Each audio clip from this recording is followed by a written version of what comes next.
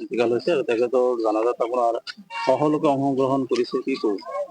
হয়, একেটা জানাজাত মানুহ সহলোক হৈছে। তাৰমানে একে সমাজৰ কামত আছিল, মছজিদ মাদ্ৰাছাৰ কাম কৰিছে, মছজিদৰ খিদমত কৰিছে আৰু ইয়াত চব্জিৰ ব্যৱসায় কৰিছে, মানুহৰ লগত ভাল ব্যৱহাৰ কৰিছে। সেইকাৰণে মানুহ সহলোক আহিছে, ওলাই আহিছে জানাজাত নামাজ আদায় কৰিবলৈ। আৰু এটা মুছলমানৰ হক হ'ল, যদি কিবা এটা মুছলমান মৃত্যু হয়, তাৰ জানাজাত শৰীক হোৱাটো এইটো মুছলমানৰ হক। এটা কথা আমি দেখিবলৈ পাওঁ যে আপোনাৰ ধনী মানুহ মৰিলে মানুহ বেছি হয় আৰু দুখীয়া মানুহ মৰিলে মানুহ কম হয়, এইটো আপুনি কি নাই নাই, তেনেকুৱা নহয়। তাৰমানে যি মানুহ সমাজৰ লগত মিল খায়, মানে গোটেই মানুহৰ লগত মিলি চুলি চলে, তাৰ বাহা ব্যৱহাৰটো ভাল থাকে, তেখেতৰ জানাজাত মানুহ বেছি হ'বই।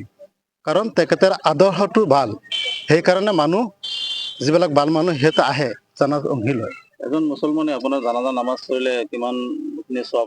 2 কেৰাত চব হয়। 1 কেৰাত জানাজা পঢ়োতে আৰু 1 কেৰাত মাটি দিওঁতে 2 কেৰাত চব হয়।